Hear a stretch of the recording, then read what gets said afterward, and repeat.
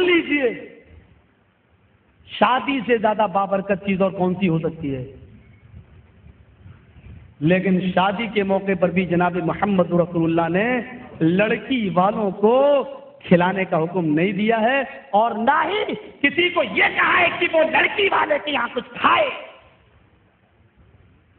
مستد احمد کے ان الفاظوں پر غور کرو جس کو البانی نے صحیح قرار دیا ہے۔ فرمایا جو لڑکی والے کے یہاں باراتی بن کر گیا، دخل طارقا وخرج طارقا، وہ چور بن کر گیا اور ڈاکو بن کر نکلا۔ اور مستد احمد کے دوسرے الفاظ یہ ہیں کہ جو بغیر دعوت کے کسی کے یہاں کھانا کھانے گیا، اس کی مثال ایسے ہے جیسے اس نے تھوکا اور اس نے چاٹا۔ آپ لڑکی والے کے یہاں بغیر دعوت کے جاتے ہیں، معاف کیجیے گا، کہہ لینے تو مجھے بہت دنوں سے یہ بھاس تھی میرے دل میں۔ نہیں صاحب، لڑکی والے کے یہاں بغیر دعوت کے تو نہیں جاتے ہیں، لڑکے والے کے یہاں سے دعوت آتی ہے بارات کی، تو لڑکے والے کے یہاں سے آتی ہے اس کے یہاں کھاؤ۔ لڑکی والے کے یہاں کیوں جاتے ہو آپ کھانے کے لیے؟ نہیں صاحب، لڑکی کے باپ نے لڑکے کے باپ کو اجازت دے دی تھی کہ آپ 200 آدمی باراتی لا سکتے ہو۔ جھوٹ بولتے ہیں آپ نے لڑکی کے باپ کی مجبوری کو اس کی اجازت سمجھ لیا ہے۔ اس نے یہ اجازت اس لیے دی ہے کیونکہ وہ جانتا ہے کہ اگر میں نے تمہاری یہ شرط پوری نہیں کی تو میری لڑکی کے ہاتھ پیلے نہیں ہوں گے۔ تم نے لڑکی کے باپ کی مجبوری کو اس کی اجازت سمجھ لیا ہے۔ آؤ انڈیا کے اندر، میں کسی کی تعریف اس کے منہ پہ کرنا بہتر نہیں سمجھتا ہوں۔ یہ ہمارے آفاق بھائی بیٹھے، کتنی غریب لڑکیوں کی شادی انہوں نے انڈیا میں کرائی ہے۔ اللہ کے رسول کی اگر حدیث نہ ہوتی تو میں بہت کچھ کہتا ان کے بارے میں، لیکن حدیث روک رہی ہے مجھے کہ کسی کی تعریف اس کے منہ پر مت کرو۔ جا کر دیکھو، آج بھی بینکوں سے سود میں روپیہ لیتے ہیں بیچارے لڑکی کی شادی کے لیے۔ 20-30 سالیں ہو گئی شادی کیے ہوئے، ابھی پتا چلا کہ جو کچھ وہ بینک میں دیے ہیں وہ سود تھا، ابھی اچھی رقم باقی ہے۔ اب یہ لڑکی کا باپ خودکشی نہیں کرے گا تو کیا کرے؟ اللہ کے نبی تو فرماتے ہیں شادی کو اتنا آسان کر دو، اتنا آسان کر دو کہ زناکاری مشکل ہو جائے۔ اس حکمت پر غور کرو۔ اس حدیث کو، یہ حدیث بھی موطا امام مالک کی ہے۔ اللہ کے نبی فرماتے ہیں لوگوں شادی کو اتنا آسان کر دو، اتنا آسان کر دو کہ زناکاری مشکل ہو جائے۔ آج 100, 150, 200 روپے میں لڑکیوں کا جسم عام میں مل جاتا ہے۔ پتہ یہ چلا کہ اتنی آسان کر دو کہ زناکاری مشکل ہو جائے، یعنی شادی کے اندر 100, 150, 200 روپے کا بھی خرچہ نہ ہو۔ غور کرو اس حکمت کے اوپر کہ ایک عورت اللہ کے نبی جناب محمد رسول اللہ صلی اللہ علیہ وسلم کے پاس آتی ہے، کہتی ہے کہ اللہ کے نبی میں آپ کے ساتھ نکاح کرنا چاہتی ہوں، میں اپنے آپ کو ہبہ کر رہی ہوں۔ بخاری کی روایت ہے، الفاظ پر غور کرو، اے اللہ کے نبی میں اپنے آپ کو ہبہ کر رہی ہوں، میں آپ کے ساتھ شادی کرنا چاہتی ہوں۔ فسکت رسول اللہ، بخاری کے الفاظ ہیں آپ خاموش ہو گئے۔ اس نے دوبارہ کہا، آپ پھر خاموش ہو گئے۔ اس نے تیسری بار بھی عرض کیا، آپ پھر خاموش ہو گئے۔ اب ایک صحابی اور بھی بیٹھے تھے، ان میں سے ایک صحابی اٹھے، کہنے لگے اللہ کے رسول اگر آپ کو ضرورت نہیں ہے تو میرے ساتھ کر دیجیے نا۔ اصولاً دیکھیے یعنی کتنا اجازت دے رکھی تھی اللہ کے نبی صلی اللہ علیہ وسلم نے کہ شادی کے لیے تاکہ کوئی لڑکی اپنے گھر میں بیٹھی نہ رہے۔ اس نے کہا اللہ کے رسول اگر آپ کو ضرورت نہیں ہے تو میرے ساتھ کر دیجئے۔ آپ نے اس عورت سے کہا کہ دیکھو میں تو نہیں کر سکتا ہوں، اگر تم اس کے ساتھ کرنا چاہو تو ایک نظر دیکھ لیں۔ اس نے کہا اللہ کے رسول میں آئی تو ہوں آپ کے لیے، اگر آپ نہیں کر رہے ہیں تو پھر اس کے ساتھ کر دیجیے، مجھے تو اپنا گھر بسانا اور اس کو ضرورت بھی ہے، یہ چاہتا بھی ہے، تو پھر اس کے ساتھ کر دیجیے۔ آپ نے کہا حل عندک شیء، ہے تیرے پاس کوئی چیز، کیا دے گا؟ غور کرو، آپ نے مرد سے سوال کیا، اس مرد سے کہ اپنی بیوی کو مہر میں کیا دے گا۔ یہاں شادی جب طے ہوتی ہے تو لڑکی والے سے کہا جاتا ہے کہ جہیز میں کیا ملے گا۔ دونوں کمپریزن کیجیے، آپ ملائیے، ٹیلی کیجیے آپ۔ نکاح نہیں پڑھا رہے ہیں اللہ کے نبی، پوچھ رہے ہیں کہ کیا دے گا، ہے کچھ؟ اور اس نے کہا کہ ما عندی شیء، میرے پاس کچھ نہیں ہے۔ یہ تصور پیدا کرو، کہہ رہا ہے کہ ما عندی شیء، میرے پاس کچھ نہیں ہے، یعنی اس حال میں بھی نکاح کرنے کی تمنا اس کے دل میں ہے کہ کچھ بھی نہیں ہے اور نکاح کرنا چاہ رہا ہے۔ نکاح کتنا آسان کیا اللہ کے نبی نے۔ آپ نے کہا نہیں کچھ تو دینا پڑے گا بیوی کو۔ آپ نے کہا التمس، جاؤ تلاش کرو۔ گیا، لوٹ کے آیا، بولا کچھ نہیں ملا۔ آپ نے کہا دوبارہ جاؤ، التمس خاتما من الحدید، لوہے کی انگوٹھی مل جائے تو وہی لے آؤ۔ وہ گیا اور لوٹ کر واپس آیا، کہتا ہے کہ اللہ کے نبی ما وجدت خاتما من الحدید، لوہے کی انگوٹھی بھی نہیں ملی، یہاں تو سونے کی انگوٹھیاں پہنائی جاتی ہیں، اور وہ بھی لڑکا نہیں، لڑکی پہناتی ہے اپنے ہونے والے جیجا کو، یا ساس پہناتی ہے اپنے ہونے والے داماد کو۔ یہ تو شادی سے پہلے کی رسم ہے، اس کو بولتے ہیں چھکائی یا پکا کرنا۔ یہ اسلام میں اکا پکا نہیں ہے، یہ ہمارے معاشرے میں اکا پکا ہے۔ غور کریں، وہ کہتا کچھ نہیں ہے، میں لوہے کی انگوٹھی بھی مجھے نہیں مل سکی۔ آپ نے کہا کچھ نہیں ہے تیرے پاس؟ کہنے لگا ہاں یاد آیا ایک چیز ہے، بخاری کے الفاظ۔ کہا کیا ہے؟ کہنے لگا عندی ازار، ایک لنگی ہے۔ پورے گھر کا اثاثہ کیا ہے؟ یا تو جب تک 20 جوڑے نہ ہوں لڑکی کو دینے کے لیے شادی نہیں ہوگی، اور وہ بھی شادی کے دن پہنے گی وہ الگ، دوسرے دن پہنے گی وہ الگ، تیسرے دن پہنے گی وہ الگ۔ لگنی چاہیے کہ ہاں شادی لڑکی کی نہیں مہارانی کی ہوئی ہے، لگنی چاہیے۔ اس سادگی کے چرچے آج تک ہو رہے ہیں۔ دیکھیے ذرا، ہم اپنی بیٹیوں کو دھوم دھام سے شادی کر دیتے ہیں، اس کے چرچے کتنے دن تک رہتے ہیں ذرا بتاؤ؟ اس سادگی کے چرچے 1400 سال کے بعد آج بھی ہو رہے ہیں۔ کہا اللہ کے رسول ایک لنگی ہے، کیا کرتے ہو؟ سوتا ہوں تو باندھ لیتا ہوں، پہن لیتا ہوں۔ آپ نے فرمایا اپنی بیوی کو مہر دے دو گے؟ بولا آدھی دے دوں گا، پوری نہیں دے سکتا۔ آپ نے کہا آدھی پھاڑ کے دے گا تو آدھی تیرے کام کی نہیں رہے گی، اور آدھی اس کو دے گا تو اس کے کچھ کام کی نہیں ہے، دے تو پوری دے۔ بولا پوری نہیں دوں گا، نکاح پڑھائیں یا نہ پڑھائیں، نہیں ہوگا۔ جانے لگا۔ آپ نے کہا ادھر آؤ، کہاں جا رہے ہو؟ کہ اللہ کے رسول کچھ نہیں ہے۔ آپ نے فرمایا اگر محمد الرسول اللہ صلی اللہ علیہ وسلم کی شریعت میں تیرے لیے راستہ نہ نکلا تو کون سی شریعت تیرے لیے راستہ نکالے گی؟ اگر اسلام کے اندر تیرا راستہ نہ نکلا تو کون سا مذہب ہے جو تیرے لیے راستہ نکالے گا؟ آپ نے اس سے پوچھا اچھا بتا تجھے قرآن کتنا یاد ہے؟ اس نے کہا اللہ کے نبی پھر سے پوچھئے، کیا پوچھ رہے ہیں؟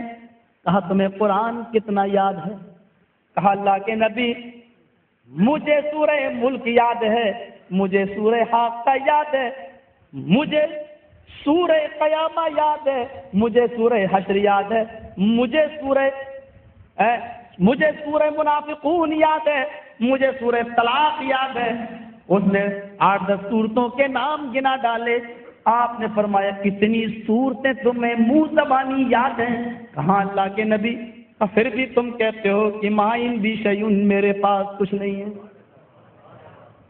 کہا اتنی صورتیں تمہیں یاد ہیں؟ کہاں اللہ کے نبی اتنی صورتیں یاد ہیں؟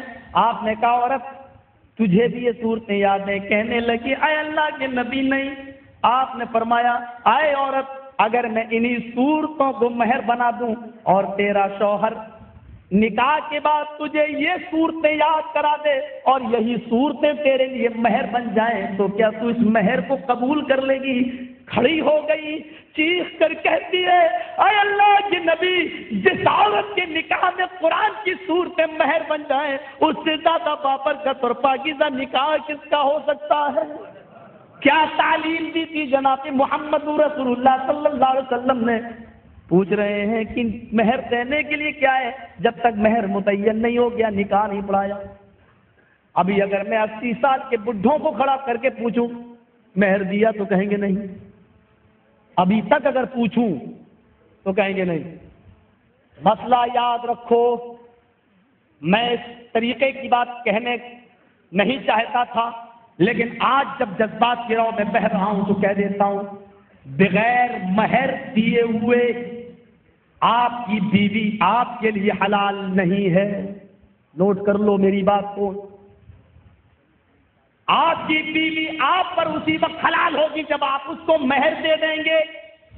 یہ الگ بات ہے کہ بیوی مہر نہ لے، یہ الگ بات ہے کہ بیوی 2-4 سال کے لیے آپ کو مہلت دے دے، یہ بیوی کا اختیار ہے، وہ چاہے تو 2-4 سال کے لیے مہلت دے دے، 10-20 سال کے لیے مہلت دے دے، یا وہ چاہے تو بالکل معاف کر دے، آپ اس سے معاف نہیں کرا سکتے ہیں۔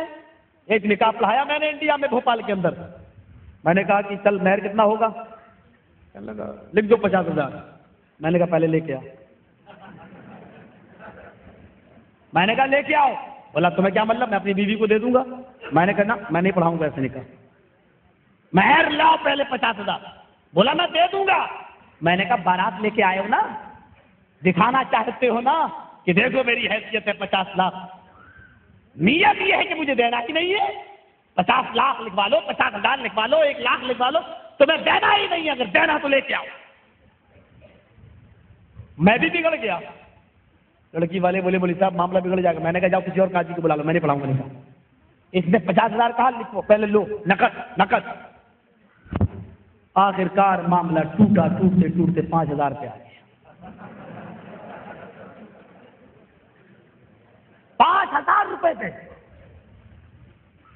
بہت سے لوگ ہوتے ہیں اپنی باراتیوں میں اپنی شان و شوکت دکھانے کے لیے، دیکھو 50,000 چرچے ہوں گی کتنا دیا، اور پوچھو دیا نہیں۔ 80 سال کے بڈھے جو یہاں بیٹھے ہیں نا اور انہوں نے مہر نہیں دیا، وہ سن لیں، آج سن لیں، اگر ان کا مہر 50 سال پہلے اگر انہوں نے شادی کی تھی اور 1,000 روپیہ مہر تھا، آج مولوی جدید کی تقریر سن کر وہ اپنی بیوی کو مہر دینا چاہتے ہیں تو 1,000 روپے میں چھٹکارا نہیں ملے گا ان کو۔ مسئلہ نوٹ کر لو، سکہ رائج الوقت لکھا ہوتا ہے۔ 1,000 روپیہ جو آپ کا 50 سال پہلے مہر تھا، آپ کو یہ دیکھنا پڑے گا کہ 1,000 روپے میں 50 سال پہلے سونا کتنا آتا تھا۔ آج آپ کو اپنی بیوی کو اتنا سونا دینا پڑے گا، 1,000 روپیہ نہیں، پھر بھی مرے گی۔ یہ کیا ہوا؟ ہم تو دینا چاہتے تھے، 1,000 روپے کی ویلو اب وہ نہیں رہی جو 50 سال پہلے تھی۔ یہ سود نہیں ہے، اسی لیے سونے کو معیار بنایا ہے، زکوٰۃ کا، نصاب کا، سونے کو چاندی کو معیار بنایا ہے، نصاب بتایا ہے۔ آج آپ اتنا سونا دیں گے جتنا سونا 1,000 روپے میں 50 سال پہلے آتا تھا۔ آپ کا نکاح 20 سال پہلے ہوا ہے اور آپ کا مہر 2,000 روپے تھا، تو آپ 20 سال بعد 2,000 روپے نہیں دیں گے، بلکہ 20 سال پہلے یہ دیکھیں گے کہ 2,000 روپے میں سونا کتنا آتا تھا۔ آج آپ اتنا مہر، آج اتنا سونا آپ دیں گے اپنی بیوی کو۔ یہ کوئی جھاڑو کی سیکھ نہیں ہے، جب چاہو تب توڑ کے پھینکو، جو چائے پرچونی کی دکان جو مرضی آ کریں، جو نہ کریں۔ عورت کا حق ہے یہ مہر، اور اسی کی بنیاد پر اللہ تعالیٰ نے کہا کہ تم نے اللہ کے کلمے کے ذریعے ان کی شرمگاہوں کو اپنے اوپر حلال کیا ہے۔ معمولی بات نہیں ہے مہر۔ پتہ نہیں نوجوان شادی کیوں نہیں کرتا ہے۔ مجھے ایک دلچسپ حدیث یاد آ رہی ہے، میں پہلے ریفرنس سے دوں مسند احمد کے حوالے سے، ناصر الدین البانی نے صحیح قرار دیا۔ ہم کہتے ہیں اپنے پیروں پہ کھڑے ہو جائیں تب دیں، تب شادی کریں۔ یہ کہاں کا مسئلہ ہے بھائی؟ مولوی صاحب ہم گھر میں بیٹھے ہوئے ہیں، بھی پڑھ رہے ہیں، لکھ رہے ہیں، کاروبار نہیں ہے، جب اپنا کھانے کو ہے نہیں، اس کو کہاں سے کھلائیں گے؟ تم کھلاؤ گے؟ مسند احمد کی صحیح روایت ہے، اللہ کے نبی کے پاس ایک نوجوان آیا کہ اللہ کے نبی، میں صبح کھاتا ہوں تو شام کو نہیں ملتا، شام کو ملتا ہے تو صبح نہیں ملتا، ایک ٹائم بھوکا رہتا ہوں، کیا کروں؟ اللہ کے نبی کوئی کام بتائیے مجھے۔ اللہ کے نبی نے کہا کہ شادی ہو گئی؟ کہا نہیں۔ کہا شادی کر لو۔ بولا کیا شادی کر لوں؟ اپنا کھانے کو ہے نہیں، اس کو کہاں سے کھلاؤں گا؟ کہا وہ کھلائے گا، تو نہیں کھلائے گا، اس لیے تو میرے گھر میں غریبی ہے، جا شادی کر لے، انشاءاللہ برکت ہو۔ اس نے کہا کہ اللہ کے نبی کہہ رہے ہیں تو ہو، گیا اور کر ڈالا شادی۔ اس نے شادی کر لی، 15 دن کے بعد آیا، آپ نے پوچھا کیا حال ہے نوجوان؟ شادی کرا کے حال پوچھ رہے ہیں اللہ کے نبی میرا؟ کہا کیوں، کیا ہوا؟ برکت نہیں ہوئی؟ کہا برکت تو چھوڑیے، وہ ایک ٹائم کا کھانا جو پہلے مجھے مل جاتا تھا وہ بھی کھسک کر ادھر پہنچ گیا، میں دونوں ٹائم بھوکا مر رہا ہوں۔ اللہ کے رسول بیوی نے بہت الٹا سیدھا بولا، میں آپ کے پاس آیا ہوں، اب میں نہیں جاؤں گا، یہ تو کام بتاؤ۔ میں نہیں جاؤں گا، مر رہی بھوکی مرے، آپ نے شادی کرائی، میں نے نہیں کی۔ کہا کہ اچھا ٹھیک ہے۔ تھوڑی دیر سوچا، سوچنے کے بعد اچھا ایک نوجوان ایک کام کرتا ہے، برکت ہوگی انشاءاللہ۔ کہا کیا کام؟ کہا تم ایک شادی اور کرو۔ کیا؟ مسند احمد کی صحیح روایت۔ کہا کیا ایک شادی اور کر دو؟ ایک دیکھ چکا ہوں کتنی برکت ہو رہی ہے۔ آپ نے کہا میں اللہ کا نبی ہوں۔ کہا وہ تو میں مانتا ہوں، تو پھر ڈرتا کیوں؟ جا ایک شادی اور کر لے، انشاءاللہ تیرے گھر میں برکت۔ آپ کہہ رہے ہیں تو کر لوں گا، لیکن مجھے، آپ نے کہا جاؤ ایک شادی اور کر لو۔ وہ گیا اور ایک شادی اور کر لیا۔ اب ایک ہفتے کے بعد ہی چلا آیا۔ کہا کیا ہوا نوجوان، حالت تو ٹھیک ہے؟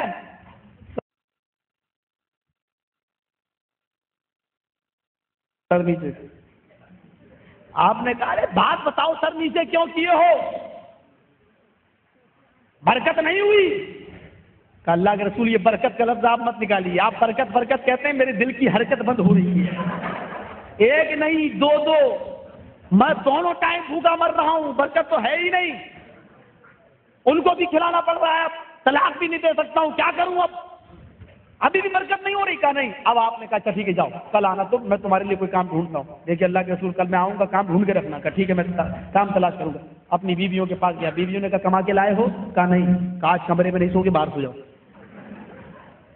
باہر سویا، چٹائی بچھا کر سویا، دونوں بیویوں نے اپنے قریب نہیں آنے دیا۔ صبح ہو کے گیا، اللہ کے رسول باہر سویا۔ کہا اچھا یہ نوبت آ گئی؟ کہاں؟ آپ کام بتائیے، میں نہیں جاؤں گا، نہیں تو آپ کھلائیے۔ آپ نے کہا میں نے سوچ لیا ہے۔ کہا کیا؟ کہا نوجوان تو ایک شادی اور کر لے۔ اب میں چوتھی شادی کے لیے نہیں کہوں گا، تو اس سے تیسری کر، اس کے بعد اگر تیرے گھر میں برکت نہیں ہوئی تو میں بیت المال سے کہیں سے بھی تیرا انتظام کروں گا، جا۔ میں چوتھی کے لیے نہیں اللہ کے نواب نہیں کروں گا۔ کیا اوپر اٹھانے کا پلان ایک دم؟ کہا نہیں، جا تو شادی کر، جا برکت ہوگی انشاءاللہ۔ بہت جب اللہ کے نبی نے کہا لیکن چوتھی نہیں کروں گا میں، کہا نہیں کرنا، جا۔ گیا اور اس نے تیسری کر لی۔ اب ایک مہینے کے بعد گیا، آپ نے کہا پہلی شادی کی تو 15 دن کے بعد آئے، دوسری تو ایک ہفتے کے بعد، اور تیسری تو ایک مہینے کے بعد، کیوں؟ کیا بات، کیسا حال ہے؟ کہا اللہ کے رسول بڑے مزے سے گزر رہی ہے۔ کہا کیوں؟ کہا وہ تیسری عورت جس سے میں نے شادی کی نا، کہاں تو؟ کہا وہ کھجور کے جو پتے ہوتے ہیں ان پتوں سے چٹائی بننا جانتی ہے، وہ یہ ہنر جانتی ہے، ان پتوں کو اکٹھا کر کے اس کی چٹائی بناتی ہے۔ وہ دن بھر میں ایک چٹائی بنا لیتی ہے، 1 درہم مل جاتا ہے، پورے گھر کا خرچہ چلتا ہے۔ اس نے یہ ہنر میری 2 اور بیویوں کو بتا دیا، اس لیے 3 درہم کی آمدنی ہو رہی ہے، 1 خرچ ہو رہا، 2 بچ رہے ہیں۔ کہا کہ تم کیا کر رہے ہو؟ کہا کچھ نہیں، میں تو بیٹھا رہتا ہوں، کام کرنے کی اب کیا ضرورت ہے؟ اب کیا ضرورت ہے کام کرنے کی؟ بیویاں کما رہی۔ آپ نے کہا بیویوں کی کمائی پر کب تک پھولو گے؟ تو کیا کروں؟ کہا جو تیری بیوی کام جانتی ہے نا، اس سے تو بھی سیکھ لے، برکت ہوگی، 4 درہم بھی آئے گا۔ اور خدا نہ خواستہ اگر کسی عورت نے طلاق لے لی تو کم سے کم تو اپنی محنت خود تو کر سکتا ہے۔ کہا کہ دیکھا اب آپ کام بتا رہے ہیں کہ تو بھی سیکھ لے، پہلے آپ نے کیا کہا؟ شادی کر لے۔ آپ نے کہا میں نے کہا تھا برکت ہوگی، ہوئی؟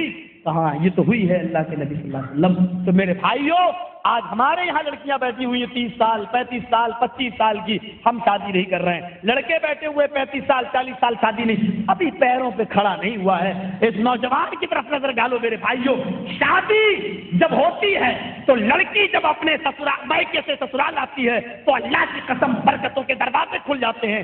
لڑکی جب دلہن بن کر ہمارے گھر میں آتی ہے تو برکت لے کے آتی ہے، لیکن اس برکت کو ہمارے جہیز کی ڈیمانڈ نے چاٹ لیا ہے، اور جہیز کی لعنت نے اس برکت کو ختم کر دیا ہے۔ میرے بھائیوں، آج یہ برکت ہمارے گھروں سے اڑی تو جہیز کی لعنت کی وجہ سے۔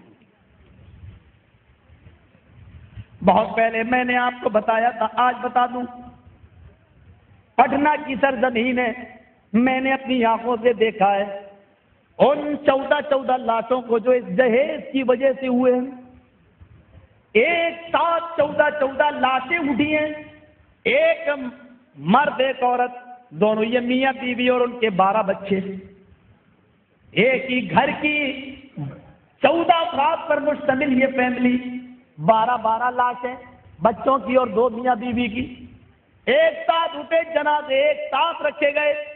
ان جنازوں میں بھی شریک تھا، پوری پٹنہ کی سٹی کانپ رہی تھی، کیونکہ 14 جنازے پہلی بار کسی نے اٹھائے، پہلی بار وہ قبرستان کے اندر لے گئے، پہلی بار ان کا ایک ساتھ لگا کر ایک مرتبہ جنازے کی نماز پڑھی گئی، پہلی مرتبہ 14 لاشوں کو ایک ایک کر کے قبر میں اتارا گیا، پورا پٹنہ کانپ رہا تھا۔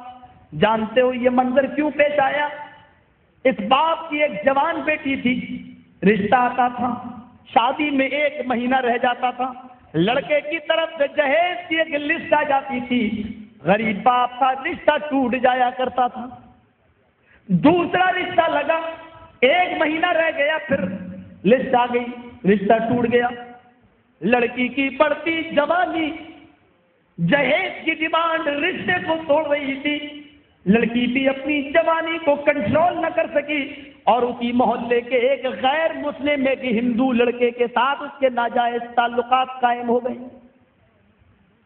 پھر خدا کی مار ایسی پڑی کہ لاکھ آلات منع حمل استعمال کرنے کے باوجود قدرت کا ایک تماشا ایسا پڑا کہ وہ لڑکی کا حمل ٹھہر گیا، کسی طریقے سے رہ گیا۔ نہ تو لڑکی کو پتا چلا کہ یہ الٹیاں کیوں آ رہی ہیں، نہ گھر والوں کو پتا چلا۔ اس کی ماں اس کو ہاسپٹل میں لے کر گئی، سرکاری ہاسپٹل اتنے قریب تھے کہ یہ پرائیویٹ ہاسپٹل میں علاج بھی نہیں ہو سکتا تھا۔ سرکاری ہاسپٹل کے ڈاکٹر نے کچھ رپورٹیں دی کہ یہ رپورٹ لے کر آؤ، بلڈ جانچ، پیشاب کی جانچ، فلاں جانچ۔ جب یہ ساری جانچیں سامنے آئی تو پیشاب کی جانچ سے یہ ثابت ہو گیا کہ لڑکی حاملہ ہے۔ کہا کہ اس حال میں تو یہ ہونا، یہ الٹیاں نہ ہے، لہذا جاؤ، کوئی گھبرانے کی ضرورت نہیں، حمل ہے، ماں بننے والی ہے۔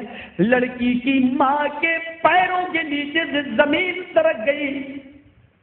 اسپتال میں اور بھی لوگ ہوا کرتے ہیں، دھیرے دھیرے یہ خبر جنگل کی آگ کی طرح پورے محلے میں، پھر پورے پٹنہ میں پھیل گئی۔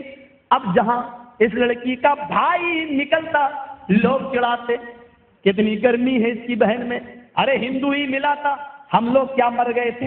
اس طریقے کے تانے مارے جاتے، لڑکی کے باپ کو بھی ستایا جاتا۔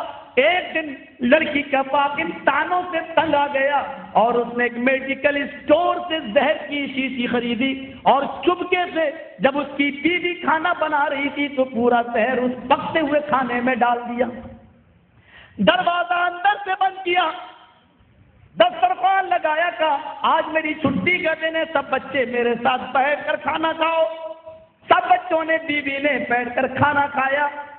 تھوڑی دیر کھانا کھانے کے بعد پھر کیا ہوتا ہے، تھوڑی دیر کے بعد تڑپنے لگتے ہیں لوگ، لیکن دروازہ بند تھا، چیخ اور پکار کی آوازیں آ رہی ہیں، لیکن باہر سے اندر آئے کون، دروازہ تو اندر سے بند تھا۔ جب تک دروازہ توڑا گیا یہ 14 کی 14 لوگ مر چکے تھے، ان کا انتقال ہو چکا تھا۔ پولیس کو خبر دی گئی، پولیس آئی، ڈیڈ باڈی کو اٹھا کر پوسٹ مارٹم کے لیے لے جایا جاتا ہے۔ پوسٹ مارٹم کی رپورٹ یہ آتی ہے سب کو زہر دے کر مارا گیا ہے۔ 14 لاشیں ایک ساتھ اٹھی، میں ان جنازوں میں شریک تھا، اس مٹی میں شریک تھا۔ میرے بھائیوں یہ منظر میں نے اپنی نظروں سے دیکھا ہے۔ اگر جہیز کی ڈیمانڈ اور لسٹ اس لڑکی کے باپ کو نہ دی جاتی تو آج یہ لڑکی بھی زندہ ہوتی، آج اس کے باپ کی خوشیاں منا رہے ہوتے، آج وہ نانا ہوتے، آج کوئی دادا ہوتا، یہ کسی کی ماں ہوتی، کوئی کسی کا بیٹا ہوتا۔ یہ 14 لاشیں اٹھی تو یہ دین اس بدترین جہیز کی، یہ لعنت ہے اس بدترین جہیز کی۔ میرے بھائیوں جس کو آج جہیز فاطمہ کے نام سے یاد کیا جاتا ہے کہ اللہ کے نبی نے بھی اپنی بیٹیوں کو دیا ہے، حضرت فاطمہ کو دیا ہے، کیا جواب دو گے قیامت کے دن؟ کیا میرا نبی انصاف کا مرڈر کرنے والا تھا؟ کیا میرا نبی غیر عادل تھا؟ اپنی ایک بیٹی فاطمہ کو جہیز دے اور اپنی 3 بیٹیوں کو وہ کچھ بھی نہ دے۔ میرے بھائیوں، کیا وہ غیر منصف تھا؟ کیا وہ انصاف کرنے والا نہ تھا؟ کیا اس کے دل میں بھی آ سکتا تھا کہ میں اپنی بیٹیوں کو کے درمیان انصاف نہ کروں؟ فاطمہ کو سب سے زیادہ چاہتا ہوں، سب سے زیادہ اسی کو دوں اور بیٹیوں کو محروم کر دوں۔ کیا یہ خیال نبی کے دل میں بھی آ سکتا تھا؟ یہ الزام لگانے والوں، قیامت کے دن تم کیا جواب دو گے جناب محمد رسول اللہ صلی اللہ علیہ وسلم کو؟ یہ جہیز کی لعنت ہے۔ آؤ جہیز کی اس رو میں بدترین لعنت میں بہ رہے ہو تو میں آپ کو بتاؤں، ان موبائلوں سے جو غلط تعلقات قائم ہو رہے ہیں لوگوں، انسانیت کے ساتھ بتاؤ کہ آج ان موبائلوں کا مس یوز ہو رہا ہے یا نہیں ہو رہا ہے؟ میں ایک بات انڈیا میں کہتا ہوں، آپ کو بھی کہتا ہوں، میری اس بات کا انڈیا کے لوگوں نے برا نہیں مانا، شاید ہو سکتا ہے کہ آپ بھی برا نہ مانیں، اور مانے تو میری بلا سے مجھے کوئی پرواہ نہیں۔ سن لو، لڑکیوں کو جو موبائل ہاتھ میں دے دیے اور یہ کالجوں میں اور یونیورسٹیوں میں جا رہی ہیں، سب سے زیادہ ان موبائلوں سے ریکارڈ خراب ہوا ہے ہماری بیٹیوں کا، ہماری بہنوں کا۔ ان سے سب سے زیادہ ماحول بگاڑا ہے۔ نہیں مولوی صاحب 5-6 گھنٹے پڑھنے جاتی ہے تو فکر لگی رہتی ہے، میں فون کرتا رہتا ہوں، تجھے معلوم ہے تیری بیٹی دوسروں سے باتیں کرتی ہو تو؟ نہیں صاحب اس کے پاس تو بیلنس ہی نہیں رہتا، وہ کرتی نہیں، میں تو دیکھتا ہوں لمیٹڈ 500 روپیہ رہتا بس، صرف 500 روپیہ۔ تیری بیٹی کرتی تھوڑی ہے، تیری بیٹی کے پاس تو فون آتے ہیں، آتے۔ لڑکیاں کبھی فون نہیں کرتی ہیں، لڑکیوں کے پاس فون آتے ہیں، یہ یہاں سے صرف مس بیل دیتی ہے، بس میں خالی ہوں، بالکل تنہا ہوں، یہ یہاں سے مس بیل دیتی ہے، وہاں سے کس بیل آتی ہے۔ لو ہلو، 1 گھنٹہ 2 گھنٹہ 3 گھنٹہ، چلو باپ پیکج اور چلنے لگے ہیں، 2 روپے منٹ، 2 روپے گھنٹہ، 4 روپے گھنٹہ۔ حالات ان چیزوں نے خراب کیے ہیں، ان چیزوں نے۔ اور آپ کو بتاؤں میرے بھائیوں، دکن حیدرآباد میں گیا ہوں، وہاں کی ایک لڑکی علی گڑھ میں پڑھتی تھی، ارلی فنکشن میں گیا، میں اس لڑکی سے ملا اس لیے کہ اس کے یہاں میرے پروگرام میں جا چکا تھا حیدرآباد میں، باپ نے کہا تھا کہ آپ کے یہاں علی گڑھ میں پڑھتی ہے، وہ قریب ہے، میں ملا۔ اس لڑکی نے مجھ سے کہا مولوی صاحب میرے باپ مجھے گھر میں گھسنے نہیں دیتے، بہت پوچھا میں نے لیکن نہیں بتایا۔ پھر ایک موقع پر میں اس کے گھر گیا حیدرآباد، میں نے اس کے باپ سے بات کیا، تمہاری بیٹی وہاں پڑھتی ہے، پی ایچ ڈی مکمل ہو چکی ہوگی، اب کیا بات آتی کیوں نہیں؟ بس مولانا اس کا نام بتاؤ۔ ہم نے کہا کیوں؟ کہا میری بیٹی پی ایچ ڈی کر رہی تھی، میں اس کے لیے لڑکا دیکھ رہا تھا، اور میں نے آپ سے بھی کہا تھا کہ آپ بھی پڑھا لکھا کوئی لڑکا دیکھیے، میری بیٹی اب آخری فائنل میں ہے اور وہ پی ایچ ڈی کرے گی، عمر زیادہ ہو چکی ہے، میں اس کی شادی کر دوں، آپ نے بھی وعدہ کیا تھا انشاءاللہ میں نظر میں رکھوں گا۔ میں نے کہا پھر کیا ہوا؟ کہا ہم گئے اور روتے ہوئے لیٹر لائے کر پڑھ دیجیے۔ میں نے اس لیٹر کو پڑھا جو ہندی میں لکھا ہوا تھا، اس لیٹر میں لکھا تھا کہ ابو جان میرے لیے لڑکا تلاش کرنے کی ضرورت نہیں، میں نے کورٹ میرج کر لی ہے۔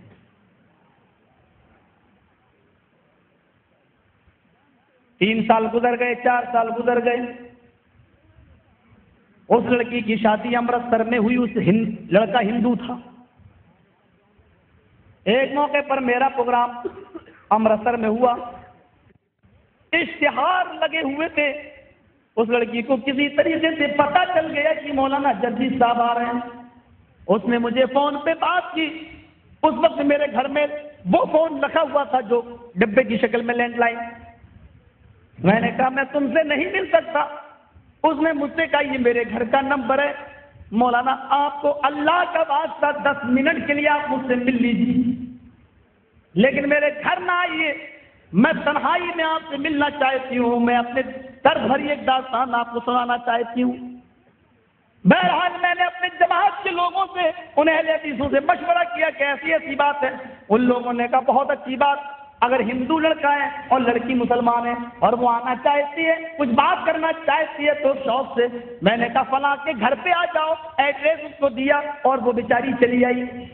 کہتی مولوی صاحب کسی طریقے سے میرے باپ کو راضی کر لو، میرے باپ کو منا لو، میں لڑکا چھوڑنے کے لیے تیار ہوں۔ میں نے کہا وجہ کیا ہے؟ مولانا میں نے نکاح تو کر لیا جوانی کے جذبات میں، یہ لڑکا اس نے پہلے وعدے کیے تھے مجھ سے کہ میں تمہارے ساتھ ایسا کچھ نہیں ہونے دوں گا، تم اپنی نماز پڑھنا، روزے رکھنا، لیکن جب سے میں یہاں آئی ہوں نہ یہ مجھے نماز پڑھنے دیتا ہے نہ روزے رکھنے دیتا ہے۔ میرے کمرے میں اس نے گणیش کی مورتی بھی لگا رکھی ہے، پوجا کرتا اور مجھے بھی مجبور کرتا ہے۔ میں منع کرتی ہوں، چھپ چھپ کر کبھی میں روزے رکھ لیتی ہوں کہ نماز تو پڑھنے نہیں دیتا کہ میں روزے رکھوں۔ رمضان کا مہینہ آتا ہے تو یہ آزماتا ہے کہ دیکھیں یہ روزے سے ہے یا نہیں، تو یہ دن میں بھی مجھ سے ہم بستری کرتا ہے، دن میں بھی مجھ سے ملاقات کرتا ہے۔ میری آئے مولانا مجھے صرف اس بات کی فکر ہو رہی ہے، صبح کا بھولا شام کو گھر آ جائے، بھولا ہوا نہیں کہتے، مجھے اس بات کی فکر ہو رہی ہے کہ کہیں اس کے گھر میں مجھے موت نہ جائے، 2 گج زمین بھی مجھے دفن ہونے کے لیے نہیں ملے گی، اور مجھے ان ہندوؤں نے اپنی آستھا اور عقیدے کے مطابق لکڑیاں جلائیں گے اور میری چتا جلا دیں گے، میری لاش جلا دیں گے۔ میں مرنا چاہتی ہوں تو اسلام پر، ایمان پر، اور دفن ہونا چاہتی ہوں تو میں قبرستان کے اندر میں اپنے باپ سے معافی مانگنے کے لیے تیار ہوں، لیکن میرا باپ اپنی جیتی زندگی میں میری شکل دیکھنے کے لیے تیار نہیں۔ میں نے 10 بندے تیار کیے امرتسر سے، اس میں 2-4 مولانا بھی تھے، میں نے ٹکٹ بنوایا، ان کو لے کر پہنچا، 3 دن لگے لڑکی کے باپ کو منانے میں، لیکن الحمدللہ کامیابی مجھے ملی۔ لڑکی کے باپ کو سمجھا لے گئے، حیدرآباد کے لوگوں کو بھی میں نے سمجھایا، ان کو بھی بلایا اور پوری باتیں بتائی۔ میں نے کہا پھر کیا چاہتے ہو کہ آپ کی بیٹی جہنمی بن جائے؟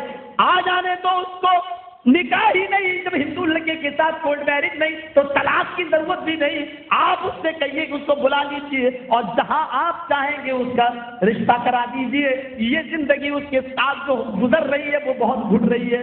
بہرحال لڑکی کے باپ تیار ہوئے اور پھر ایک پلاننگ کے تحت اس لڑکی کو باہر نکالا گیا اس کے گھر سے اور ٹرین پہ بٹھا کر لایا گیا۔ اس لڑکی نے وہاں آنے کے بعد کورٹ میں یہ بیان دے دیا، اس میں وہ لڑکے نے، ہندو لڑکے نے ہم لوگوں کے خلاف کیس دائر کیا، لڑکی نے بیان دیا اپنی مرضی سے شادی کی۔ یہ لڑکی الحمدللہ آج 3 بچوں کی ماں ہے، نمازی ہے، روزدار ہے، اور الحمدللہ یہ عربی مدرسے میں بھی پڑھنے لگی ہے۔ حیدرآباد کے اندر جامعۃ الصالحات کے نام سے ایک مدرسہ ہے، اتنی بڑی عمر ہے لیکن اس کے باوجود بھی اس نے دینی تعلیم حاصل کی ہے، اور آج یہی لڑکی جو PhD کرنے کے باوجود بھی عالمہ بنی ہے، آج یہ لڑکی دین کی مبلغہ بھی بن گئی ہے، معلمہ بھی بن گئی ہے۔ میں یہ کہنا چاہتا ہوں آپ سے کہ غلطیاں سب سے ہو جاتی ہیں، لیکن جان بوجھ کر غلطی کرانا، اپنی بیٹیوں کو موبائل دینا، یہ میرے بھائیوں وہ دور ہے آپ نہیں سمجھتے ہو۔ اس دور کی جو پیشین گوئی ہے جناب محمد رسول اللہ نے کی تھی وہ آج ہر بہر صادق آ رہی ہیں۔ سب سے زیادہ مزاج اور ماحول اسی سے خراب ہو رہا ہے، اسی سے۔ اس واقعے کو یاد کرو کہ کلکتہ کی وہ لڑکی جس کے رشتے بار بار جہیز کی ڈیمانڈ کی وجہ سے ٹوٹتے جا رہے تھے، ایک دن حیدرآباد کا ایک لڑکا بغیر جہیز کے شادی کر کے لے آیا، 5 دن اس نے حیدرآباد میں اپنے ساتھ رکھا، اور پھر 5 دن کے بعد حیدرآباد کی ایک بہت بڑی 5 اسٹار ہوٹل میں 20,000 روپے میں نیلام کر دیا، بیچ دیا۔ یہ لڑکی جس نے کبھی غیر مرد کا چہرہ بھی نہیں دیکھا تھا، آج یہ کسٹمر اس کو اپنے بستر پہ اپنے نیچے لانے لگے، درندے بن گئے، اس کی عزت و آبرو سے کھیلنے لگے، اور یہ چیختی رہی، چلاتی رہی۔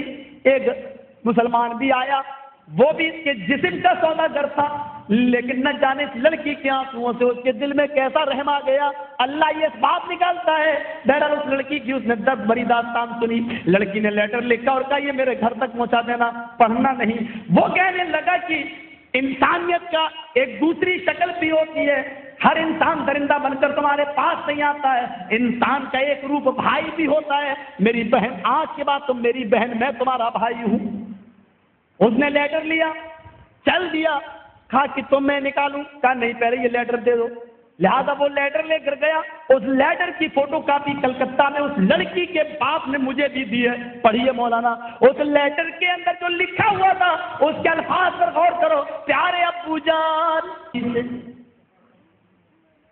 اس واقعے کو یاد کرو کہ کلکتہ کی وہ لڑکی جس کے رشتے بار بار جہیز کی ڈیمانڈ کی وجہ سے ٹوٹتے جا رہے تھے، ایک دن حیدرآباد کا ایک لڑکا بغیر جہیز کے شادی کر کے لے آیا، 5 دن اس نے حیدرآباد میں اپنے ساتھ رکھا، اور پھر 5 دن کے بعد حیدرآباد کی ایک بہت بڑی 5 اسٹار ہوٹل میں 20,000 روپے میں نیلام کر دیا، بیچ دیا۔ یہ لڑکی جس نے کبھی غیر مرد کا چہرہ بھی نہیں دیکھا تھا، آج یہ کسٹمر اس کو اپنے بستر پہ اپنے نیچے لانے لگے، درندے بن گئے، اس کی عزت و آبرو سے کھیلنے لگے، اور یہ چیختی رہی، چلاتی رہی۔ ایک مسلمان بھی آیا، وہ بھی اس کے جسم کا سوداگر تھا، لیکن نہ جانے اس لڑکی کے آنکھوں سے اس کے دل میں کیسا رحم آ گیا، اللہ یہ بات نکالتا ہے۔ بہرحال اس لڑکی کی اس نے درد بری داستان سنی، لڑکی نے لیٹر لکھا اور کہا یہ میرے گھر تک پہنچا دینا، پڑھنا نہیں۔ وہ کہنے لگا کہ انسانیت کا ایک دوسری شکل بھی ہوتی ہے، ہر انسان درندہ بن کر تمہارے پاس نہیں آتا ہے، انسان کا ایک روپ بھائی بھی ہوتا ہے، میری بہن آج کے بعد تم میری بہن، میں تمہارا بھائی ہوں۔ اس نے لیٹر لیا، چل دیا، کہا کہ تم میں نکالوں، کہا نہیں پہلے یہ لیٹر دے دو، لہذا وہ لیٹر لے کر گیا۔ اس لیٹر کی فوٹو کاپی کلکتہ میں اس لڑکی کے باپ نے مجھے بھی دی ہے، پڑھیے مولانا۔ اس لیٹر کے اندر جو لکھا ہوا تھا اس کے الفاظ پر غور کرو۔ پیارے ابو جان السلام علیکم، آپ خیریت سے ہوں گے، مجھے امید ہے انشاءاللہ رہی میری خیریت تو سنیے میں بتاتی ہوں۔ آئے ابو جان، آپ بڑے خوش ہوں گے اس رشتے سے، کیونکہ آپ کا داماد فرشتہ ملا ہے بغیر جہیز کے جو مجھے شادی کر کے لے گیا ہے، لیکن میں یہ کیسے بتاؤں وہ فرشتہ نہیں، پرلے درجے کا شیطان ہے۔ 5 دن اس نے اپنے پاس رکھا اور اس نے 5 اسٹار ہوٹل میں مجھے بیچ دیا۔ اے ابو جان آ جاؤ اور مجھے نکال لو۔ پھر کہتی ہے نہیں، اس ہوٹل کے مالک کے بہت وسیع تعلقات ہے، آپ کو لمبا کیس لڑنا پڑے گا، اور اے ابو جان اس کیس پر لڑتے لڑتے آپ کا یہ اپنا گھر بھی بک جائے گا، یہ گھر بھی نیلام ہو جائے گا، تب جا کر کے آپ مجھے چھڑا بھی پائیں گے۔ اے ابو جان پھر میں اب اس لائق بھی تو نہیں رہ گئی کہ میں اپنی شکل آپ کو دکھلا سکوں، اپنی سہیلیوں کے سامنے آ سکوں، میں ناپاک اور گندی ہو چکی ہوں، میرے جسم سے درندے کھیل چکے ہیں۔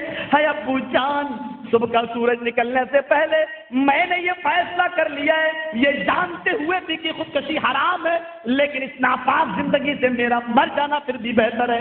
میں نے اپنی اوڑھنی پنکھے میں لگا رکھی ہے، صبح کا سورج نکلنے سے پہلے میں خودکشی کر کے مر جاؤں گی، صبح کا سورج مجھے دیکھنے کو نہیں ملے گا۔ یہ لیٹر میں صرف اس لیے لکھ رہی ہوں کیونکہ میں اپنی ایک چھوٹی سی بہن فاطمہ جو 4 سال کی ہے چھوڑ کے آئی ہوں، چھوٹی سی تھی فاطمہ اس کی بہن، میں اپنی چھوٹی سی بہن فاطمہ کو چھوڑ کے آئی ہوں۔ میں یہ تم کو بتانا نہیں چاہتی تھی اپنی موت کے بارے میں کہ آپ کو صدمہ پہنچے گا، لیکن یہ لیٹر میں صرف اپنی بہن کی وجہ سے لکھ رہی ہوں۔ آئے میرے پیارے ابو جان، جب میری یہ چھوٹی بہن فاطمہ جب تک بالغ ہو، 18، 20، 22، 25 سال کی ہو، تب تک آپ اتنا کما لینا، اتنا کما لینا، اتنا کما لینا۔ آگے کے الفاظ پر غور کرو جو اس نے لکھے ہیں، میرے نہیں ہے، اس لڑکی کے جو خودکشی کر کے مر گئی اس کے ہے۔ آئے ابو اتنا کما لینا کہ میری بہن کا جب رشتہ کرو تو جو کتا جتنی ہڈیاں مانگے اس کے سامنے اتنی ہڈیاں پھینک دینا۔ ان الفاظوں پر غور کرو کہ جو کتا جتنی ہڈیاں مانگے اس کتے کے سامنے اتنی ہڈیاں پھینک دینا، تاکہ میری بہن کو وہ دن نہ دیکھنا پڑے جو مجھے دیکھنا پڑ رہے ہیں۔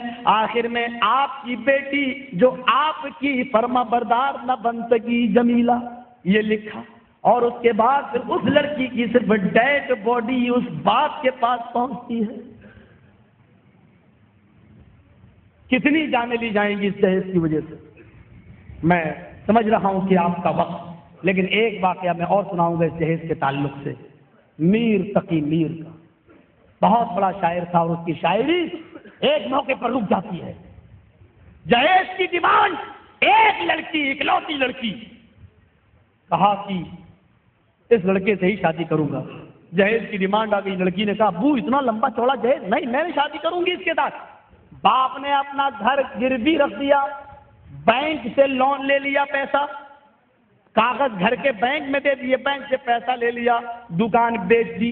باپ کی دکان بک گئی لیکن جہیز پورا نہیں ہو سکا، پھر گھر کو بھی گروی رکھ دیا لیکن جہیز پورا نہیں ہو سکا، بہرحال قرض لیا اور کسی طریقے سے شادی کر دی۔ لڑکی منع کرتی رہی کہ درندے سے شادی نہ کرو جس کو آپ کی مال سے محبت ہے، بیٹی سے نہیں۔ کہا بیٹی اس گھر میں تم خوش رہو گی، اکیلی تو بیٹی ہو، مجھے کرنا کیا ہے، شادی کر لو۔ باپ نے زبردستی اسی جگہ وہ یہ سوچ کر رو رہی ہے کہ ابو یہ بینک کا قرض کیسے ادا کرو گے، یہ دکان جو بیچ دی ہے اور لوگوں کا قرض کیسے ادا کرو گے؟ اے ابو جان اتنا لمبا چوڑا قرض آپ نے اپنے سر پہ رکھ لیا میری محبت کی خاطر، میری جوانی آپ کے اوپر کتنی مصیبت بن گئی ہے۔ کہا بیٹی گھبرانے کی ضرورت نہیں، تیرا باپ سب ادا کر دے گا۔ یہ لڑکی غم کا ایک طوفان لے کر ماروتی گاڑی میں بیٹھتی ہے، ودا ہوتی ہے، رخصت ہوتی ہے، پھول اور مالائیں پڑی ہوئی اس گاڑی کے اندر، 2 گھنٹے کے اندر سسرال پہنچتی ہے۔ رات کے 10 بجے ودا ہوتی ہے، 12 بجے سسرال پہنچتی ہے۔ 1 گھنٹے تک اس محلے کی علاقے کی لڑکیاں نشانے ستم بناتی رہیں۔ رات کے 2 بجے کمرہ خالی کر دیا گیا۔ شوہر اپنی بیوی کے پاس جاتا ہے، سلام کرتا ہے، لیکن اس کی بیوی میر تقی میر کی بیٹی جواب نہیں دیتی۔ وہ چارپائی پر بیٹھا، میر تقی میر کی بیٹی کہتی ہے نیچے سو جاؤ۔ کہا کیا بات ہے؟ کہا تم کو میرے مال سے محبت ہے، جاؤ مال نیچے رکھا ہوا ہے، شوق سے اس کے ساتھ سو جاؤ، اسی کو چومو چاٹو، جو کرنا اسی کے ساتھ کرو، میں تمہاری کون ہوں؟ کہا میری پیاری بیوی آج کی رات حجتوں کی رات نہیں، بحث کی رات نہیں ہوتی، آج کی رات وہ رات ہے جس کی ہر نوجوان لڑکے لڑکی کو انتظار ہوتا ہے، آج کی رات تو بحث و مباحثے میں مت گزارو۔ اس نے سر سے اوڑھنی اتاری اور اس کو ہاتھ پکڑ کے اپنے ساتھ اپنی باہوں میں لینا چاہا۔ لڑکی دردناک چیخ مارتی ہے، ہٹ جاؤ میرے قریب سے، ہٹ جاؤ، دور ہو جاؤ میرے جسم سے۔ اتنا کہا اور اس لڑکی کو چکر آئے، غشی آئی، زمین کے اوپر گری، بے ہوش ہوئی، اور جیسے ہی گری ویسے اس کی روح قبض سے عنصری سے پرواز ہو گئی، مر گئی۔ خبر جنگل میں آگ کی طرح پھیلی، محلے میں یہ خبر پہنچانا ضروری تھا میر تقی میر کو بھی کہ تمہاری بیٹی کا انتقال ہو گیا۔ ایک کاتب بھیجا گیا گاڑی بک کر کے، وہ گیا، دروازہ کھٹکھٹایا، میر تقی میر کی بیوی نکلی، کیا بات؟ کہا آپ کے ہسبینڈ کا ہے، شوہر کا ہے، نماز پڑھنے گئے ہیں۔ وہ مسجد کی طرف بھاگا، سلام پھیرا جا رہا تھا، السلام علیکم ورحمۃ اللہ، السلام علیکم ورحمۃ اللہ۔ میر تقی میر ابھی دعا ہی مانگ رہے تھے، چہرے پہ انہوں نے ہاتھ پھیرا، اس لیے کہ وہ مسلکن اہل حدیث نہیں تھے۔ میرے بھائیوں، انہوں نے دعا مانگی، چہرے پہ ہاتھ پھیرا، مسجد سے باہر نکلے۔ قاصد نے کہا چلیے آپ اور آپ کی بیوی دونوں کو چلنا ہوگا۔ کہا کیوں؟ فرمایا تمہاری بیٹی اب اس دنیا میں نہیں رہی، اس کا انتقال ہو گیا، اٹیک پڑ گیا۔ میر تقی میر نے سینے پہ ہاتھ رکھا، فرمایا قاصد ہوش میں تو ہو؟ فرمایا میں بالکل ہوش میں ہوں، میری بیٹی آپ کی بیٹی مر گئی۔ ہاں میری بیٹی مری نہیں، میری بیٹی کو میرے داماد کی جہیز کی لسٹ کے ساتھ میں نے مار ڈالا، میری بیٹی کو جہیز کے بوجھ نے مار ڈالا۔ اپنی بیوی کو خوشامد کرتا ہے، مناتا ہے، بیوی ہے کہ روتی روتے حال سے بے حال ہو گئی، بیچاری پریشان ہے، لیکن سمجھاتا ہے، اس کو لے کے آتا ہے، گاڑی میں بیٹھتا ہے، بیوی سے کہتا ہے تم بیٹی کے گھر کے اندر جاؤ، سسرال کے اندر جاؤ، میں باہر ہوں، لوگ بیٹھے ہوئے ہیں باہر، چادر بھی ہوش میں تو ہو؟ فرمایا میں بالکل ہوش میں ہوں، میری بیٹی آپ کی بیٹی مر گئی۔ ہاں میری بیٹی مری نہیں، میری بیٹی کو میرے داماد کی جہیز کی لسٹ کے ساتھ میں نے مار ڈالا، میری بیٹی کو جہیز کے بوجھ نے مار ڈالا۔ اپنی بیوی کو خوشامد کرتا ہے، مناتا ہے، بیوی ہے کہ روتی روتے حال سے بے حال ہو گئی، بیچاری پریشان ہے، لیکن سمجھاتا ہے، اس کو لے کے آتا ہے، گاڑی میں بیٹھتا ہے، بیوی سے کہتا ہے تم بیٹی کے گھر کے اندر جاؤ، سسرال کے اندر جاؤ، میں باہر ہوں، لوگ بیٹھے ہوئے ہیں باہر، چادر بچھی ہوئی ہے۔ فرمایا کہ تم لوگ یہاں کیوں بیٹھے ہو؟ دیکھیے ہوش و حواس کام نہیں کر رہا ہے۔ میر تقی میر کہتے تم لوگ یہاں کیوں بیٹھے ہو؟ آپ کی بیٹی کا انتقال ہو گیا، میری بیٹی دکھائی نہیں دے رہی ہے، کہاں ہے؟ کہا تھوڑی دیر صبر کرو، ابھی نکلتی ہے، اس کو غسل دیا جا رہا ہے، ابھی اس کو قبرستان کی طرف لے کے جایا جائے گا۔ میر تقی میر ہاتھ باندھے بیٹھے ہیں، تھوڑی دیر کے بعد چارپائی باہر نکلی، سفید کفن پا ہوا تھا، ایک شخص سویا ہوا تھا، ایک لڑکی کی لاش تھی اور اس کے اوپر سفید کفن تھا۔ میر تقی میر ہنسنے لگے، لوگوں نے کہا یہی تمہاری بیٹی ہے؟ کیا بات کرتے ہو، یہ میری بیٹی ہے، میں نے تو لال رنگ کی ساڑی میں رخصت کیا تھا، میں نے تو لال رنگ کے جوڑے میں رخصت کیا تھا، یہ میری بیٹی کیسے ہو سکتی ہے؟ یقین نہیں آتا۔ میر تقی میر صبر کرو، میں جانتا ہوں کہ تم ہوش میں نہیں ہو۔ میر تقی میر ذرا اپنی بیٹی کا آخری دیدار کر لو، چہرہ دیکھ لو، کیا بات کر رہے ہو، یہ میری بیٹی کیسے ہو سکتی ہے؟ تو دیکھ تو لو۔ ایک آدمی نے چہرہ کھولا، آخری دیدار تو کر لو، ابھی قبر میں دفن کر دی جائے گی۔ میر تقی میر کی نظر بیٹی کے چہرے پر پڑی تو آنکھوں سے آنسو جاری ہو گئے، رونے لگے۔ ہاں یہ تو میری بیٹی ہے، میں نے تو کفن نہیں دیا تھا، میں نے تو کچھ نہیں، یہ چیز تو میں نے دی نہیں تھی، یہ میری بیٹی کے جسم پر کہاں سے آ گئی؟ میرا داماد کہاں ہے؟ بولا میں یہاں کھڑا ہوں۔ میرے داماد، تم نے تو لمبی چوڑی لسٹ دی تھی، اس لسٹ میں تو کفن نہیں لکھا ہوا تھا، یہ پھر کہاں سے آ گیا میری بیٹی کے جسم کے اوپر؟ اس کفن کو تم نے اور کیوں نہیں مانگ لیا؟ میں نے اتنی چیزیں گھر کو گروی رکھ کے دکان کو بیچ کے دی تو کفن بھی دے دیتا۔ کیا بات ہے، یہ تم دے کر کیا دکھانا چاہتے ہو؟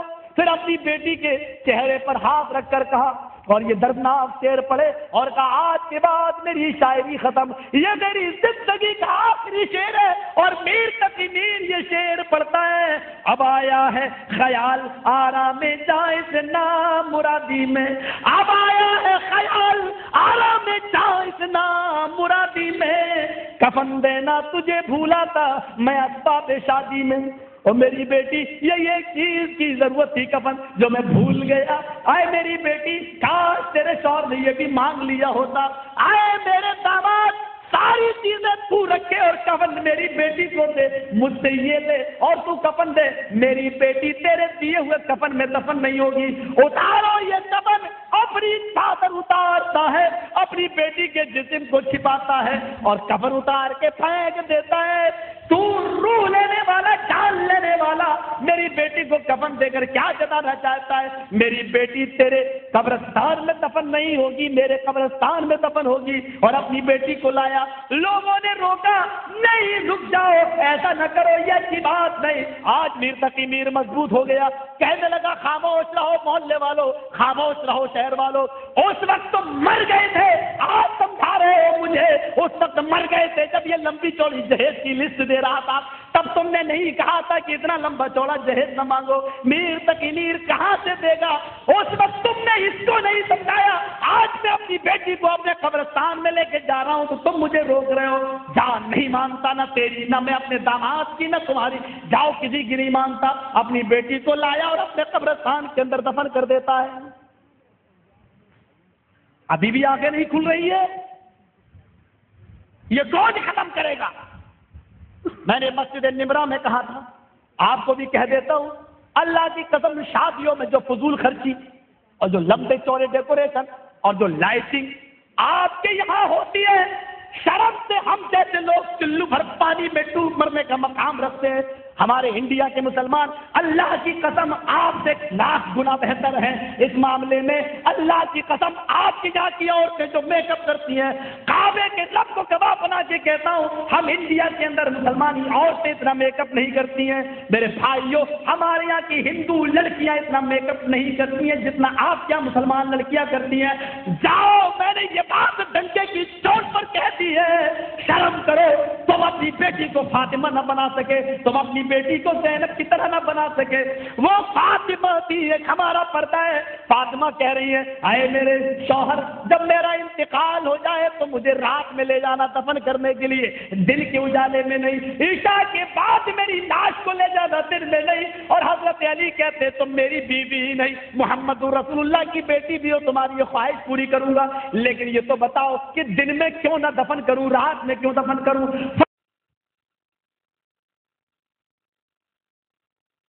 فرمایا علی نام لے رہی ہیں اپنے شوہر کا، یا تو نام لینے سے نکاح ٹوٹتے ہیں ہمارے بھائیوں کے۔ فرمایا علی، میں چاہے چاہتی ہوں کہ جب میرا انتقال ہو جائے اور مجھے کفن پہنایا جائے تو رات کے اندھیرے میں میرے جنازے کو نکالا جائے. میں محمد کی بیٹی ہوں, نہیں چاہتی ہوں کہ میرے مردہ جسم پر پڑے ہوئے کفن پر بھی کسی غیر مرد کی نظر پڑے. میرے مردہ جسم پر پڑے ہوئے کفن پر بھی کسی غیر مرد کی نظر پڑے. کفن پر بھی یہاں تو برقعے ایسے چلتے ہیں کہ 60 سال کی بڑھیا پہن لے اور چل دے تو لوگ کہیں کہ برقع اتنا خوبصورت ہے تو برقعے والی کیسی ہوگی. یہاں برقعے ایسے چلتے ہیں. ڈسکو ہمارے انڈیا میں آؤ, ایک چلتا ڈسکو برقع. ڈسکو برقع جانتے ہو, سب چھپا کے کھلی ہے. یہ ڈاکو برقع, نگاہوں سے ڈاکہ مارا جاتا ہے. ایک ہوتا ہے وہ ڈسکو برقع, ادھر بھی پھول ادھر بھی پھول. پتہ نہیں وہ سینے کی جگہ پر پھول کیوں بنائے جاتے ہیں, کیا دکھانا چاہتی ہے, کیا بتانا چاہتی ہے. میں نوجوان ہوں, جذبات میں بہت بھی سکتا ہوں, مجھے معاف کرنا میرے بھائیوں, کیونکہ اتنی اوریانیت جو انڈیا کے اندر ہے میرے بھائیوں, اس جذبات میں اگر کوئی ایسے جملے نکل جائیں تو مجھے معاف کرنا. میں نہیں چاہتا ہوں کہ ان جملوں کو نکالوں. مجھے بتائیں کہ اگر ایسی جگہ پر کڑھائی کیوں ہوتی ہے. برقع پردے کے لیے ہوتا ہے یا نظریں اٹھا کر دیکھنے کے لیے ہوتا ہے؟ ان جگہوں پر پھول کیوں بنائے جاتے ہیں, کہا کیا مقصد ہے اس کا؟ مسند احمد کی صحیح روایت موجود ہے. ایک عورت اللہ کے نبی کے پاس آتی ہے, کہتی ہے اللہ کے نبی میری جلباب بہت نیچی ہے. آپ نے فرمایا نیچی ہونی چاہیے. فرمایا اللہ کے نبی زمین کی مٹی اڑاتے ہوئے جاتی ہے. فرمایا جلباب یعنی برقع اتنا ہی نیچے ہونا چاہیے. کہا اللہ کے نبی ہم مسجد میں نماز پڑھنے جاتے ہیں اتنی نیچی چادر پہن کر. فرمایا کہ چادر اتنی نیچی ہونی چاہیے کہ ٹخنے وغیرہ ڈھک جائیں, زمین کی مٹی اڑتی ہوئی جائے. فرمایا اللہ کے نبی کبھی کبھی راستے میں گندگی پڑی ہوئی ہوتی ہے, پیشاب اور پائخانہ پڑا ہوا ہوتا ہے. اے اللہ کے نبی کیا پیشاب و پائخانے کو دیکھ کر اپنی چادر اوپر کر لوں, تھوڑا سا اٹھا لوں اور پیشاب و پائخانے کو کراس کر کے آگے نکل جاؤں, پھر نیچے کر لوں, کیا اتنی اجازت ہے؟ فرمایا اے بی بی بالکل نہیں, محترمہ بالکل نہیں, اے عورت بالکل نہیں. چادر زمین سے لٹک رہی ہے, زمین کی مٹی کو اڑاتی ہوئی جا رہی ہے تو جانے دو. پیشاب اور پائخانے کو دیکھ کر بھی چادر اوپر نہیں اٹھا سکتی ہو. فرمایا دائیں سے نکل جاؤ, بائیں سے نکل جاؤ. کہنے لگی دائیں بھی مرد ہوتے ہیں, بائیں بھی پرائے مرد ہوتے ہیں, پھر میں کیا کروں, اس گندگی کے اوپر سے نکلنا ضروری ہوتا ہے. چادر اٹھانے کی اجازت نہیں ہے. فرمایا نہیں, اپنی پنڈلیاں اپنی ایڑی کھولنے کی اجازت نہیں ہے, چادر نیچے ہی رہنے دے اور نکل جا. کہا اللہ کے نبی چادر گندی ہو جائے گی, پیشاب و پائخانہ لگ جائے گا. فرمایا لگ جانے دے. کہا اللہ کے نبی اسی چادر کو اوڑھ کر میں نماز پڑھتی ہوں, مسجد میں وہ اپنی آبا نہیں اتارتی ہوں. فرمایا اسی چادر کو اوڑھ کر نماز پڑھ لے. کہا اللہ کے نبی جب پیشاب و پائخانہ لگ جائے گا تو اس چادر میں کیسے نماز ہوگی؟ فرمایا جب پیشاب و پائخانہ تیری چادر میں لگے گا تو تیری چادر تیری آبایا ناپاک ضرور ہو جائے گی, لیکن جب وہ زمین ہی پر لٹک کر چلے گی تو زمین پر رگڑ رگڑ کر اس کی پاک مٹی سے تیری ناپاکی ظاہر ہو جائے گی اور زمین پر پڑی ہوئی پاک مٹی تیری چادر کو پاک کر دے گی. یہ ہے ناپاکی کو دیکھ کر بھی ایڑیاں کھولنے کی اجازت نہیں ہے, پنڈلیاں کھولنے کی بھی اجازت نہیں ہے. پیشاب و پائخانہ پڑا ہے, اس کے باوجود بھی ابایا کو اوپر اٹھانے کی اجازت نہیں ہے. میرے بھائیوں, کون سا پردہ پاکستان کی سرزمین پر دیکھ رہے ہیں؟ یہ محمد رسول اللہ کا پردہ تو نہیں ہے, یہ اسلامی پردہ تو نہیں ہے. معاشرے کے اندر اور کون چیزیں ہیں میرے بھائیوں, ایک زخم ہو تو اس کو بھروں. یہاں تو جہاں بھی اس طرح اٹھا کر آپریشن کرنا چاہو تو جسم کا ہر عضو پکارتا ہے کہ میں بیمار ہوں, میں بیمار ہوں, میں بیمار ہوں. میرے بھائیوں, آج بیماریاں اس حد تک پہنچ چکی ہے کہ اب اس قوم کے اندر سے حیا اور بقا کی امید رکھنا اب تو بیکار ہے, کیونکہ ہم اس تحلیل پر پہنچ چکے ہیں. میرے بھائیوں, روح ہمارے اندر سے نکل چکی ہے, اسلام کی روح نکل چکی ہے. یہ ہے میرا 2.25 گھنٹے کا پروگرام. کل میرے 2 پروگرام ہیں, پرسوں بھی پروگرام ہیں, 2 جمعہ کا خطبہ بھی ہے اور شام کا پروگرام بھی ہے. یہ 2 پروگرام کرا کے آپ کے ان اہل حدیثوں نے میرا کچومر نکال لیا. بہرحال جو وقت ملا مجھے آپ کے درمیان, اللہ اس کو قبول فرمائے, ہماری بھی محنت کو قبول فرمائے, آپ کے سننے کو قبول فرمائے, ہمیں بھی عمل دے, آپ کو بھی عمل کی توفیق دے, اور اس رشتے سے جتنے لوگ جڑے ہوئے اللہ ان سب کو توفیق دے. معاشرے کی اصلاح ہم سب کو کرنے کی توفیق عطا فرمائے. بار اللہ ہم جمیع مسلمانوں کو اتفاق اور اتحاد کے پلیٹ فارم پر قائم کر دے. وما علینا الا البلاغ المبین. وآخر دعوانا ان الحمد للہ رب العالمین. السلام علیکم ورحمۃ اللہ وبرکاتہ.